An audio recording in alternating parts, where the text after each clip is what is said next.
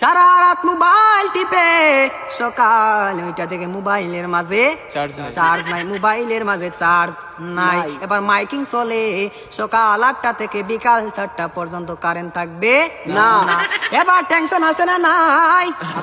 সারাদিন কারেন্ট থাকবে না, আর যদি কারেন্ট না থাকে আমার মোবাইলটা বন্ধ হয়ে যাবে, আর ওই পারে কথা বলা যাবে না।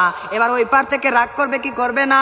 করবে। এবার যখন বিকাল 4টা বেজে গেল, যেই মাত্র কারেন্ট আসলো আর মোবাইলটা চার্জে লাগাইয়ে টিপানো আরম্ভ, এবার মেসেজ করে হাই। এবার গিয়ে দেখে ওই পার থেকে ব্লক করে দিছে, ব্লক করে দিছে। এবার ছেলেটা তো টেনশনে আছে, আরে ব্লক করে দিল, আমাদের তো ভালোবাসা কোথায় গেল?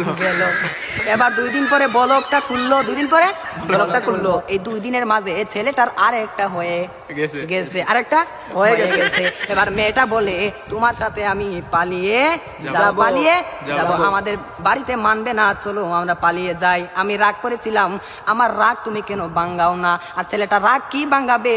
এই 2 দিনের মাঝে আরেকটা কপালের মাঝে জুইটা গেছে। ওই মেয়েটা বলে চলো আমরা পালিয়ে যাই, ছেলে বলে চলো।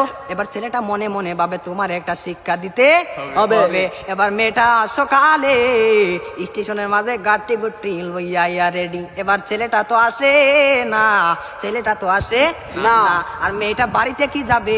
বাড়ির মাঝে 3 হাত লম্বা একটা চিঠি দিয়া পাইছে, পাশের গ্রামের রফিক মিয়ার সাথে পালিয়ে যাবে, বাড়িতে চিঠি দিয়ে যায়। আমি আর বাড়িতে মাঝে কোনোদিন আসবো না, তার নয় কার না, আমি আর কোনোদিন বাড়ির মাঝে আসবো না। আমি চলে গেলাম পাশের গ্রামের রফিক মিয়ার সাথে। এবার রফিক মিয়া তো আসে না, আর আসে না। এবার 1 ঘন্টা চলে যায়, 2 ঘন্টা চলে যায়, ছেলেটার মোবাইলে বন্ধ। মেয়েটা তো আর বুঝার বাকি হলো না, আমাকে চলে গেল ছাড়িয়ে, আমাকে ফাঁকি দিল। এখন তো মরা ছাড়া আর কোনো উপায় নাই। পরের দিন সকালে মাইকের যাওয়া শোনা যায়, সকলে পড়ি ইন্না লিল্লাহি ওয়া ইন্না ইলাইহি রাজিউন।